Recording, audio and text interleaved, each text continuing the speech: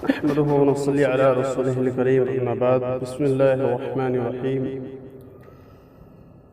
ایک رئیس کا واقعہ جس کی زندگی بھی ہے، ہر طریقے کی برائی اس نے کی ہے۔ 27 سال کے بعد اللہ نے اس کو توبہ کی توفیق عطا فرمائی۔ اس کے بعد میں کس قدر اللہ والا بن کے اس دنیا سے گیا ہے، سنیے اس کی زندگی، اس کی توبہ کا قصہ۔ کتابوں کے اندر لکھا ہے واقعہ، محمد بن سماغ رحمۃ اللہ علیہ فرماتے ہیں کہ بنو امیہ کے لوگوں میں موسیٰ بن محمد بن سلیمان الحاشمی بہت ہی ناز پروردہ رئیس تھا۔ دل کی خواہشات پوری کرنے میں ہر وقت لگا رہتا تھا، کھانے پینے میں، لباس میں، کھیل کود میں اور خواہشات اور لذات کی مزے کی ہر قسم میں اعلیٰ درجے پر تھا۔ اپنی خواہشات کو پورے کرنے میں ہر قسم کی چیز اعلیٰ درجے پر تھی۔ لڑکے لڑکیوں میں ہر وقت لگا رہتا تھا، نہ اس کو غم تھا نہ اس کو فکر، و خود ہی نہایت حسین چاند کے ٹکڑے کی طرح سے تھا۔ اللہ تعالیٰ شانوں کی ہر قسم کی دنیاوی نعمت اس پر پوری تھی۔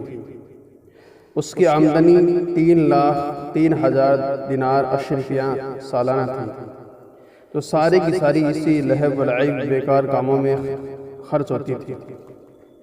ایک اونچا بالا خانہ تھا، اس کا مکان تھا جس میں کئی کھڑکیاں جو باہر رستے پر کھلتی تھی، جن میں بیٹھ کر وہ راستہ چلنے والوں کے نظارے کرتا تھا اور دیکھتا تھا۔ کئی کھڑکیاں دوسری جانب، دوسری طرف باغ کی طرف کھلی ہوئی تھی، جس میں بیٹھ کر باغ کی ہوائیں کھاتا، خوشبوئیں سونگھتا رہتا۔ اس بالا خانے میں ایک ہاتھی دانت کا کعبہ بنا تھا جو چاندی کی میخوں سے جڑا ہوا تھا، اور سونے کا اس پر جھول تھا۔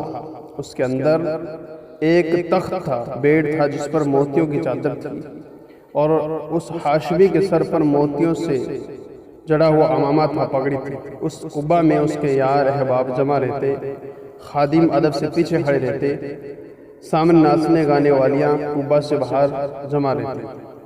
جب گانا سننے کو دل چاہتا تو ستار کی طرف ایک نظر اٹھاتا، وہ سب حاضر ہو جاتی۔ جب بند کرنا چاہتا تو ہاتھ سے ستارے کی طرف اشارہ کر دیتا، گانا بند ہو جاتا۔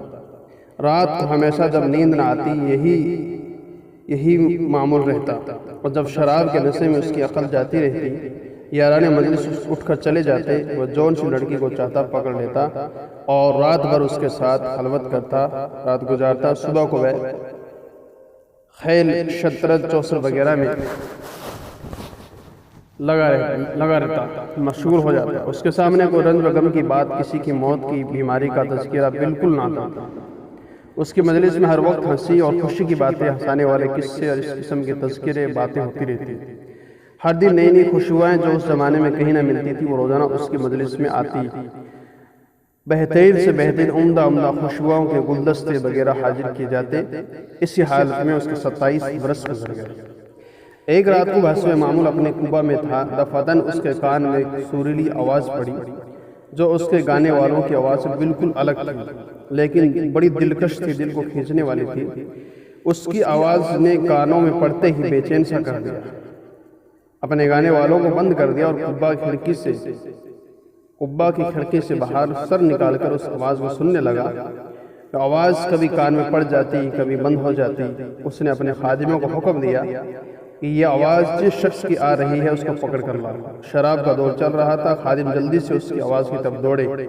آواز تلاش کرتے کرتے ایک مسجد میں پہنچے، جہاں ایک جوان نہایت ضعیف، کمزور بدن، پیلا جرد گردن سوکھی ہوئی، ہونٹوں پر خشکی آئی ہوئی، بال پراگندہ، بکھرے ہوئے بال، پیٹ کمر سے لگا ہوا، دو ایسی چھوٹی چھوٹی لونگیاں اس کے بدن پر کی ان سے کم میں بدن نہ ڈھک سکے۔ مسجد میں کھڑا ہوا اپنے رب کے سامنے مشغول تھا، تلاوت کر رہا تھا۔ یہ لوگ اس کو پکڑ کر لے گئے، نہ اس سے کچھ کہا نہ بتایا۔ ایک دم اس کو مسجد سے نکال کر وہاں بالا خانے پہ لے جا کر اس کے سامنے پیش کر دیا کہ حضور یہ حاضر ہے۔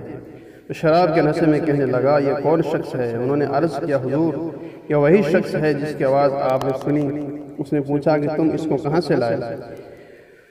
وہ کہنے لگے، حضور مسجد میں کھڑا قرآن شریف پڑھ رہا تھا۔ اس رئیس نے اس فقیر سے پوچھا تم کیا پڑھ رہے تھے؟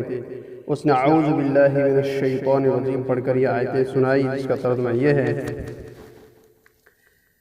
اس سورۃ تطفیف کی آیت ہے جن کا ترجمہ یہ، بے شک نیک لوگ جنت کی بڑی نعمتوں میں ہوں گے، مسیحوں پر بیٹھے ہوئے ہوں گے، جنت کے نظارے دیکھتے ہوں گے۔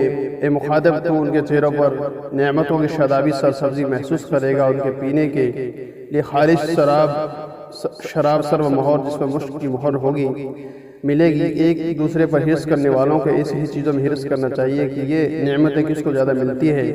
ان کا ملنا اعمال کی وجہ سے ہوتا ہے، اس لیے ان اعمال میں حرص کرنا چاہیے، لالچ کرنا چاہیے جن میں یہ نعمتیں حاصل ہو۔ اس شراب کی آمیزش تسنیم کے پانی سے ہوگی۔ شراب میں کوئی چیز ملائی جاتی ہے تو اس سے اس کا جوش زیادہ بڑھ جاتا ہے۔ یہ وہ تسنیم جنت کا ایک چشمہ ہے جس میں مقرب لوگ پانی پیتے ہیں، یعنی اس چشمے کا پانی مقرب لوگوں کو خالص ملے گا اور نیک لوگوں کی شراب میں اس میں تھوڑا سا ملا دیا جائے گا۔ اس کے بعد اس فقیر نے کہا، ارے دھوکے میں پڑے ہوئے تیرے اس محل کو، تیرے اس بالا خانوں کو، تیرے اس فرشوں کو، ان سے کیا نسبت ہے، کیا مناسبت ہے؟ وہ بڑی اونچی مسریاں ہیں جن پر فرش بچھے ہوئے ہیں، ایسے فرش جو بہت بلند ہے، ان کے استر دبیج ریشم کے ہوں گے۔ وہ لوگ سبز مشجر اور عجیب غریب خوبصورت کپڑوں پر تکیہ لگائے ہوئے ہیں۔ اللہ کا ولی ان مسریوں پر سے ایسے دو چشموں کو دیکھے گا جو باغوں میں جاری ہوں گے۔ ان باغوں میں ہر قسم کے میوے ہوں گے، دو دو قسم کے ہوں گے، ایک ہی قسم کے میوے کے دو مزے ہوں گے۔ وہ میوے نہ تو ختم ہوں گے، نہ ان کی کوئی روک ٹوک ہوگی، جیسا دنیا میں باغ والے توڑنے سے روکتے ہیں۔ وہ لوگ پسندیدہ زندگی میں بہت بلند مقام پر جنت میں ہوں گے، ایسے عالی مقام جنت میں ہوں گے جہاں کوئی بیکار بات نہ سنیں گے۔ اس میں بہتے ہوئے چشمے ہوں گے، اونچے اونچے تخت بچھے ہوئے ہوں گے اور پیالے رکھے ہوئے ہوں گے اور برابر گدے لگے ہوئے ہوں گے۔ سب طرف قالین پھیلے ہوئے پڑے ہوں گے کہ جہاں چاہے بیٹھے، ساری جگہ صدر نشین ہیں۔ وہ لوگ سیالوں اور چشموں میں رہتے ہوں گے۔ اس جنت کے پھل ہمیشہ رہنے والے ہوں گے، کبھی ختم نہ ہوں گے، اس کا سایہ ہمیشہ رہنے والا ہوگا۔ یہ انجام تو متقی لوگوں کا ہے اور کافروں کا انجام دوزخ ہے۔ کہ کیسی سخت آگ ہوگی، اللہ تعالیٰ ہی محفوظ رکھے۔ بے شک مجرم لوگ جہنم کے عذاب میں رہیں گے، وہ عذاب کسی وقت بھی ان سے ہلکا نہ کیا جائے گا۔ یہ لوگ اس میں مایوس پڑے رہیں گے۔ بے شک مجرم لوگ بڑی گمراہی اور حماقت کی جنون میں پڑے ہوئے ہیں۔ ان کو اپنی حماقت اس دن معلوم ہوگی جس دن منہ کے بل گھسیٹ کر جہنم میں پھینک دیے جائیں گے، اور ان سے کہا جائے گا کہ دوزخ کی آگ لگنے کا، اس میں جلنے کا مزہ چکھو۔ وہ لوگ آگ میں اور کھولتے ہوئے پانی میں اور کالے دھوئیں کے سائے میں ہوں گے۔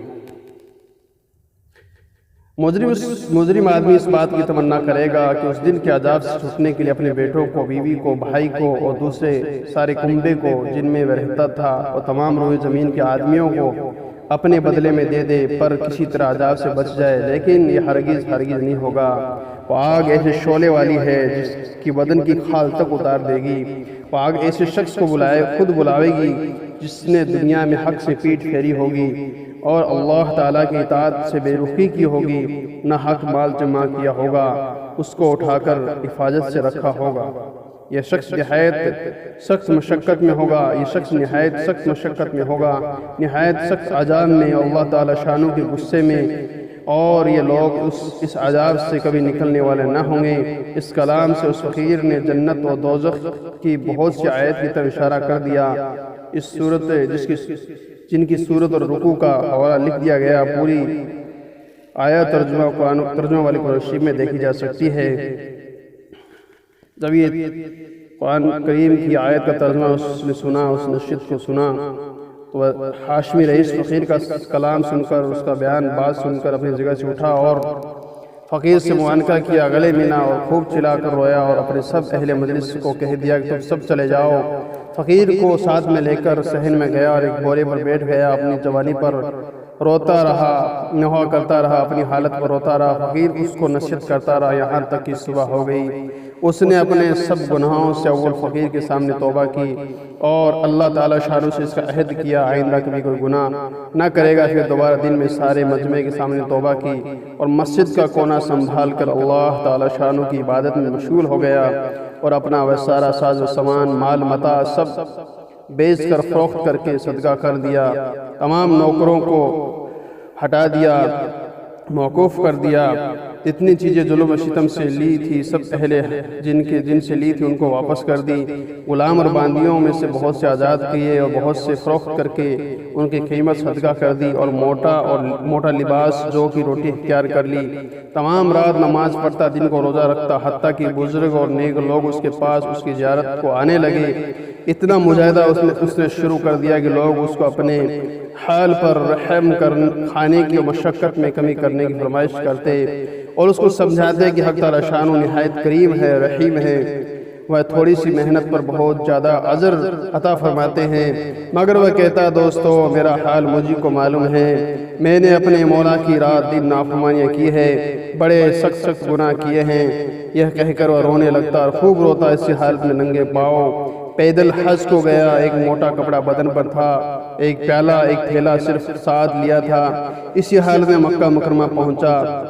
حج کے بعد وہی قیام کر لیا، وہی انتقال ہوا، رحم اللہ رحمتا واسعہ۔ مکہ کے قیام میں رات کو حتیم میں جا کر روتا گڑ گڑاتا اور کہتا مولا میری اتنی خلوتیں تنہائیاں رات ایسی گزر گئی جن میں نے تیرا خیال بھی نہ کیا، میں نے کتنے بڑے بڑے گناہوں سے تیرا مقابلہ کیا، میرے مولا میری نیکیاں ساری جاتی رہی، کچھ بھی نہ کمایا اور میرے گناہ میرے ساتھ رہ گئے، ہلاکت ہے میرے لیے۔ اس دن جس دن تجھ سے ملاقات ہوگی یعنی مرنے کے بعد میرے لیے ہلاکت پر ہلاکت ہے، یعنی بہت زیادہ ہلاکت ہے۔ اس دن جس دن میرے اعمال نامے کھولے جائیں گے، وہ میری رسوائیوں سے بھرے ہوئے ہوں گے، وہ میرے گناہوں سے بھرے ہوئے ہوں گے، بلکہ تیری ناراضگی سے مجھ پر ہلاکت اتر چکی ہے، تیرا عتاب مجھ پر ہلاکت ہے، جو تیرے ان احسانوں پر ہوگا جو ہمیشہ تو نے مجھ پر کیے، تیری ان نعمتوں پر ہوگا جن کا ہمیشہ میں نے گناہوں سے مقابلہ کیا۔ تو میری ساری حرکتوں کو دیکھ رہا تھا، میرے آقا تیرے سوا کون سا ٹھکانہ جہاں بھاگ کر چلا جاؤں، تیرے سوا کون شخص ایسا ہے جس سے التجا کروں، تیرے سوا کون ہے جس پر کسی قسم کا بھروسہ کروں۔ میرے آقا میں اس قابل ہرگز نہیں ہوں کہ تجھ سے جنت کا سوال کروں، البتہ محض تیرے کرم سے، تیری عطا سے، تیرے فضل سے اس کی تمنا کرتا ہوں کہ تم اس پر رحم فرما دے اور میرے گناہوں کو معاف کر دے۔ فَإِنَّكَ أَهْلُ التَّقْوَى وَأَهْلُ الْمَغْفِرَةِ۔ اللہ پاک ہمیں بھی اپنے گناہوں پر توبہ کرنے کی توفیق عطا فرمائے۔ السلام علیکم ورحمۃ اللہ وبرکاتہ۔